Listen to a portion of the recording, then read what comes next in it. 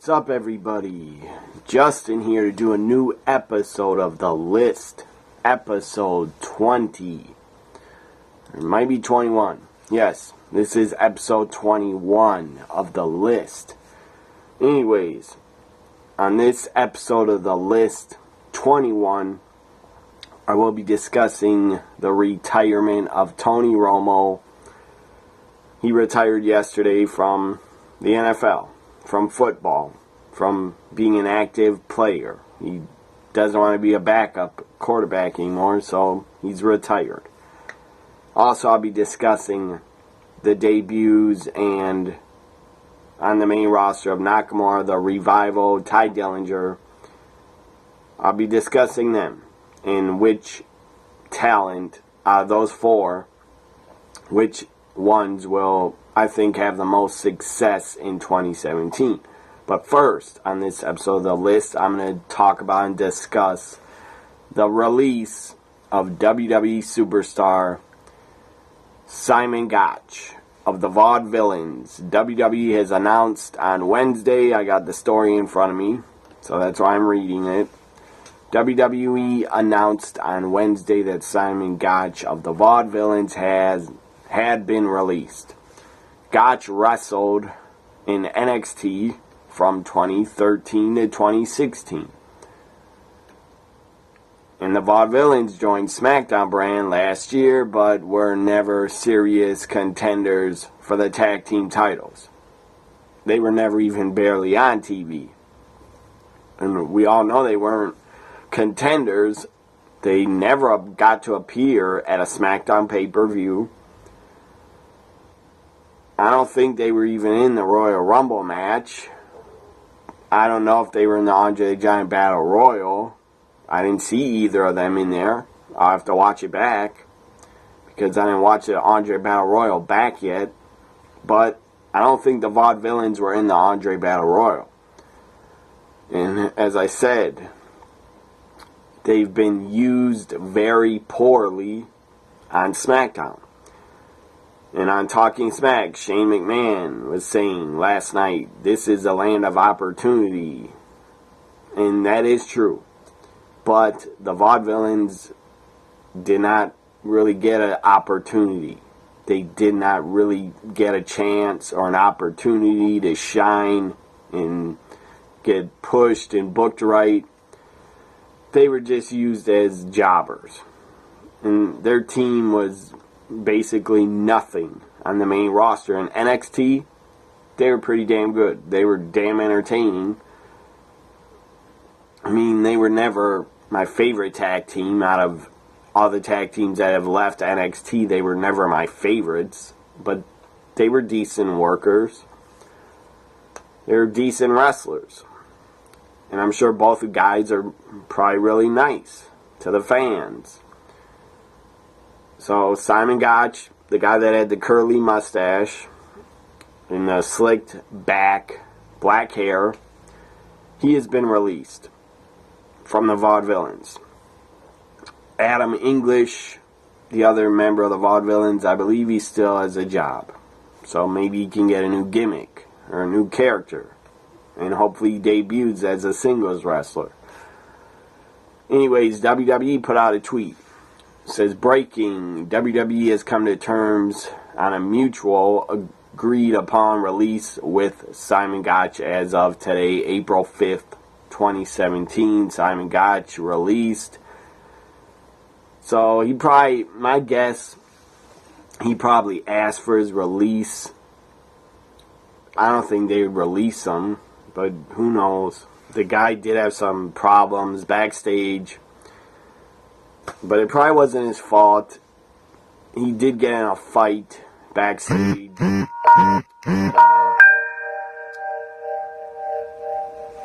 Anyways, I apologize for that noise, but I forgot to turn my phone off. I forgot to turn the Wi-Fi off. Anyways, not a big deal. So Simon Gotch, the guy got in a backstage altercation. I don't know if it was a fight. Probably wasn't much of a fight. Neither guy probably got their ass kicked because it was probably broken up right away. But Simon Gotch got in an altercation with Sin Cara. Now, Sin Cara, that guy, he hasn't been on TV for a while. Like, I think a couple months. They haven't even used him because they're probably punishing him. Because the guy was acting like a jackass. The guy backstage got in a fight with Simon Gotch. And Sin Cara, in my opinion, probably started it because the guy's an asshole. The guy's probably has a drinking problem also. Because then on an overseas tour, on a tour bus, a bunch of wrestlers were on. Sin Cara was probably drunk, and he's acting like an asshole.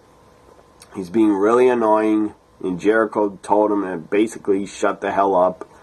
And then he got pissed off because, again, he probably had alcohol in his system. So Sin Cara got pissed off, tried to fight Jericho and get in a fight with Jericho. Anyways, I don't think Jericho's scared of anybody. He'll fight anybody. And the guy could probably handle himself. Because back in WCW, Jericho reportedly got in a fight with Goldberg. And Goldberg ran at him. And Jericho just grabbed him by the head and choked him. I don't know if that's true, but that's what I heard. And then Jericho went up in Brock Lesnar's face.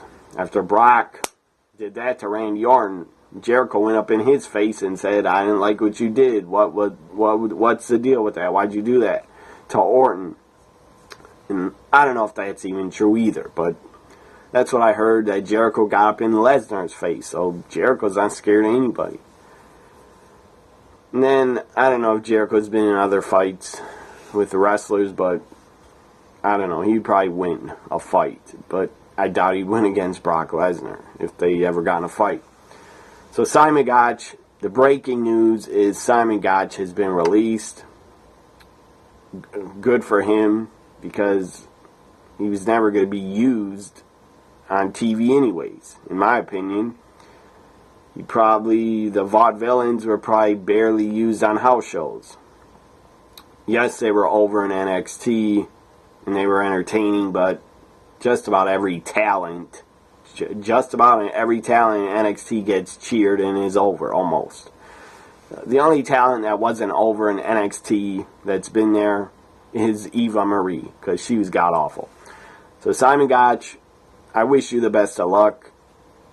I don't know if you want to stay in wrestling, but hopefully if you want to stay in wrestling, I hope you can make a good living on the indies or in a different company.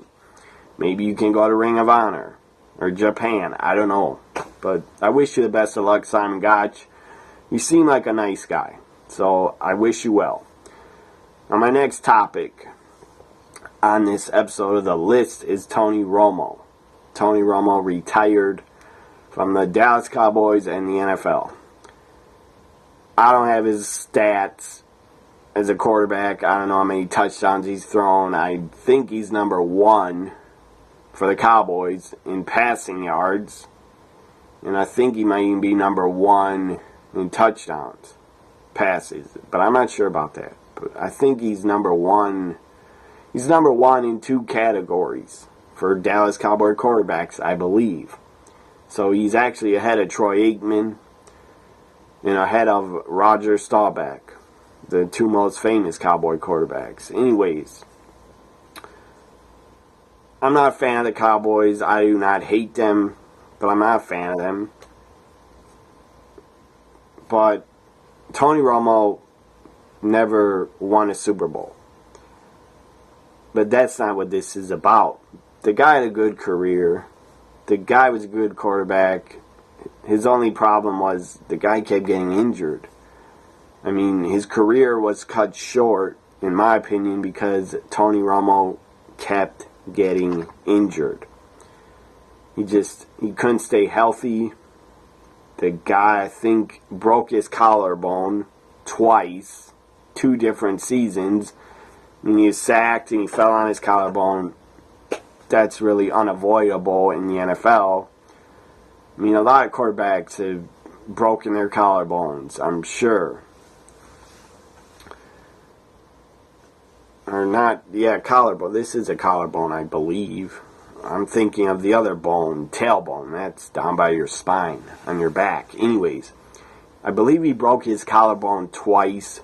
So then he was out 2 seasons. Or he played half the season, got injured, broke his collarbone twice. And he's had other injuries. I believe he had back surgery at one point. He had a couple back surgeries, I think. I know he had at least one back surgery, so that's not good. A quarterback getting a back surgery and then trying to make a comeback and play, that can't be easy at all. So I respect Tony Romo because the guy was a pretty good quarterback. The only thing is he couldn't get the Cowboys to a Super Bowl.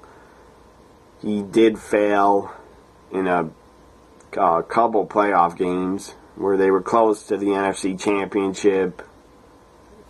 But he failed and didn't get the Cowboys there. The closest, in my opinion, Tony Romo was to maybe getting to a Super Bowl was when they went to Green Bay. And then the controversy of was it a catch, was it not a catch? The pass to Dez Bryant where he was holding the ball like this and he fell down and the ball touched the ground but he was still holding on to it. I would say that was a catch. As a Packers fan, I will say that was a catch, but I don't know. The ball hit the ground. When he hit the ground, I could see how the refs could look at that and say he didn't have 100% control. Because he didn't have 100% control of the ball when he went to the ground, that's why they said it wasn't a catch. And that right there, when they said it wasn't a catch to Dez Bryant in Green Bay, I think 2 or 3 years ago, when they said that and made that call, and my Packers coach challenged it, and Packers won the challenge, that right there, that was just, I'm sure that made the Cowboys just right there just give up and think, we're screwed, we're not going to win this game against Aaron Rodgers. Even though Aaron Rodgers was pretty damn injured. He had a bad calf injury, but he still played. And then, anyways, Cowboys, you didn't beat the Packers to go to the NFC Championship because of like not catch or is it a catch, but maybe you got some payback and maybe you felt better because my Packers went to Seattle and was winning, I believe, by 16 points with like 4 minutes or 2 minutes left, and we lost in Seattle. We lost the NFC Championship. That right there was a knife right in my heart. I still can't get over that game, and I never will. I will always remember that game as a missed opportunity for the Packers to go to the Super Bowl and possibly win another Super Bowl. But no. A lot of bad things happened. A lot of bad things happened at the end of that game. Like the onside kick. Stupid. I still remember the guy's name. Even though the Packers cut him. His name was Boykin. He was a receiver. Goes like this. Tries to catch the onside kick. Goes right through his hands. Oh my God. That infuriates me. That really pisses me off. That he didn't catch that onside kick. Because if he would have, we probably would have won and we could have put a knee down and ended it. Anyways, back to Tony Romo. The guy had a good career. It's sad that he couldn't bring a Super Bowl back to Dallas. Even though I don't care if they win a Super Bowl. But it is sad he couldn't bring a Super Bowl to the Cowboys because he was a very talented quarterback. The guy's very talented. The guy could throw a bomb. I mean, when Tony Romo is healthy, the guy could throw a pass like 75 yards. The guy's a good quarterback. But the guy was injury prone. The last preseason in 2016, the guy slid on his ass and he was like sitting on his ass almost. He got barely touched. I'm not kidding. He barely got touched from behind and the guy gets injured. Just from sitting on his ass and sliding down, he gets hit from behind, but it wasn't a vicious looking hit, and Tony Romo gets injured. I forget what his injury was. Broken tailbone or broken back, I don't remember. But he got injured in a preseason game. That was sad. is a fan of the NFL, that was sad to watch. Tony Romo get injured again in a preseason game, and then he's out for the entire season. He did come back, I think, at the end of, I think his week 15, 16, 17, I believe he came back. And he did get put in the game, and he played a little. He actually threw a touchdown pass. So there were rumors Tony Romo was going to go to Houston Texans. If they would have got Tony Romo, they would have had a pretty good chance of going to the Super Bowl maybe, because the Texans got a great defense. All they need is a really good quarterback, in my opinion. But I don't think they're going to get one anymore, because the only quarterbacks available are not that good at all. So Tony Romo did not want to go to the Texans, did not want to go to the Denver Broncos. I believe he retired because, this is his explanation, Tony Romo retired because of CBS gave him an announcing job to announce the NFL, to do commentary as a lead NFL announcer for CBS Sports. For the NFL on CBS, not other sports on CBS. But he'll be doing the NFL games as a lead announcer. He'll be working with Jim Nantz. I guess Phil Simms left. I don't know. I guess Phil Simms left CBS. I don't know if he's still calling games with someone else. But it's going to be Tony Romo working with not Phil. What's that guy's name? Nantz.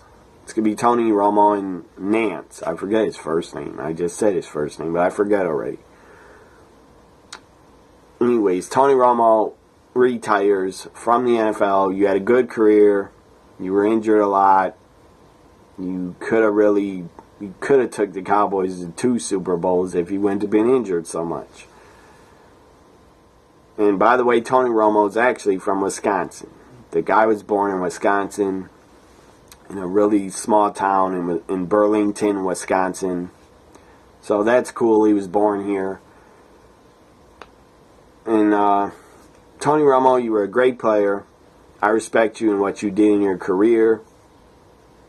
It's sad you couldn't get a Super Bowl to the Cowboys and to Dallas. But now it's better you're retired, because you won't be getting beat up anymore and possibly getting injured again and being out for a season.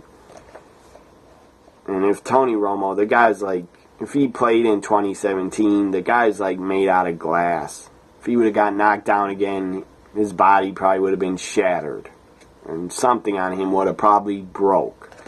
And that's sad. So I'm happy he retired.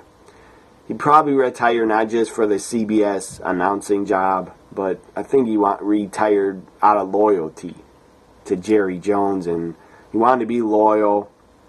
And he didn't want to go to another team. He wanted to be loyal, and he probably wanted to retire as a Cowboy. So I respect that. I respect Tony Romo. So now my next topic on the list is the Revival. The Revival, Tye Dillinger, Nakamura, all debuted on the main roster this week on Monday's Raw. And on Tuesday's SmackDown Live, they all made their debuts on the main roster. They were all from NXT. And all of them were in NXT Nakamura was there for about a year.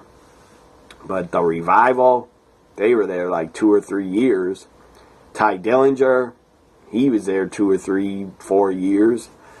So, very happy for all 4 guys. Now, who will have the most success? Who will have the most success out of these 4 on the main roster in 2017? I believe Nakamura will have the most success, along with the Revival. I'm going to make a prediction right now. The Revival will become tag team champions in 2017 on whatever roster they're on, Raw or SmackDown. In Nakamura, I'm making a prediction. Nakamura will become a world champion in 2017 on Raw or SmackDown, in my opinion. Tye Dillinger, I think he'll have some success, but I don't think he'll be more He won't be more than an Intercontinental or U.S. champion. Maybe he could become a tag champion if he gets a partner sometime. So I wish all 4 guys nothing but the best. But who will be the most successful is Nakamura and the Revival. This ends my episode 20, I think 20 of the list. Might be episode 21. Doesn't matter. I'll put the episode number in the description. Follow me on Twitter at WWE NXT Guy. Also like, comment, share, and subscribe. This was a new episode of the list.